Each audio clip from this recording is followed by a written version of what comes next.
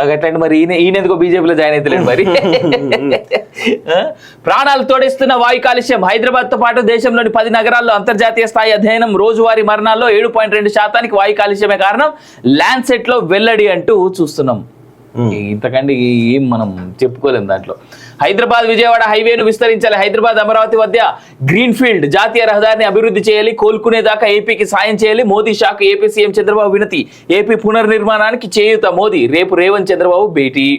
నిన్న కలిసి ఇద్దరు.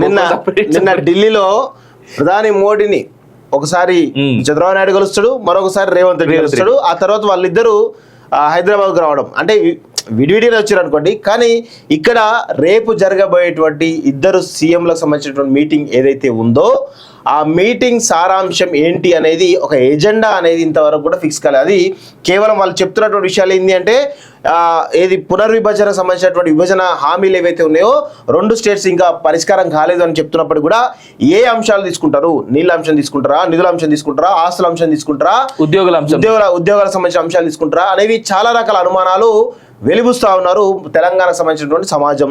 అయితే వీళ్ళు దీనిపైన ఇంతవరకు కూడా క్లారిటీ ఇవ్వలేదు. ఓన్లీ ఇద్దరు సీఎంలు కలుస్తున్నారు, వాళ్ళు గురు శిష్యులు కాదు, వాళ్ళు సహచరులు, వాళ్ళు విభజన సమస్యల కోసం కలుస్తున్నారు అంటే ఏ సమస్యల మీద ఫోకస్ చేస్తా ఉన్నారు?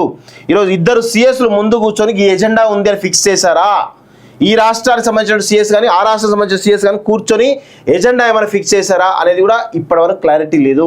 వీళ్ళిద్దరు కూర్చొని డిస్కస్ చేసుకున్న తర్వాత అంశాలు బయటకు వస్తాయి. కానీ ముందు చెప్తే దానిపైన చర్చ జరిగేటువంటి అవకాశం ఉంటుంది, ప్రజలకు కూడా కొంత అవగాహన కలిగే అవకాశం ఉంటుంది. మీరిద్దరు కూర్చొని ఏదో ఆ నిర్ణయం తీసుకొని వాళ్ళు వచ్చి కూర్చొని ఆ నిర్ణయాన్ని మళ్ళీ బహిర్గతం చేస్తా అంటే కుదరదు. ఖచ్చితంగా ఎజెండా ఏంటి అనేది ఈరోజు ఫిక్స్ చేయండి. ఏ అంశాలు మాట్లాడబోతున్నారు, ఏ అంశాలపైన క్లారిటీ తీసుకోబోతున్నారు అనేది చాలా స్పష్టంగా ఉంటే బాగుంటుంది. కానీ ఇక్కడ మాకున్న అనుమానాలు ఏంటంటే విభజన హామీలను కుంగలో దొక్కి కేవలం ఏపీ ప్రయోజనాల దృష్ట్యా రేవంత్ రెడ్డి కాంప్రమైజ్ అవుతాడా అనేటువంటి చర్చ బలంగా జరుగుతూ ఉంది. అండ్ ఇక్కడ చాలా క్లియర్గా చెప్పారు కదన్న, ఫస్ట్ మేము కూర్చుంటాం, మేము మాట్లాడుకుంటాం, దాని తర్వాత మా సిఎస్లు కూర్చుంటారు, దాని తర్వాత ఉద్యోగులు కూర్చుంటారు అని. ఇది అన్నిటికంటే హైలైట్ అసలు అది.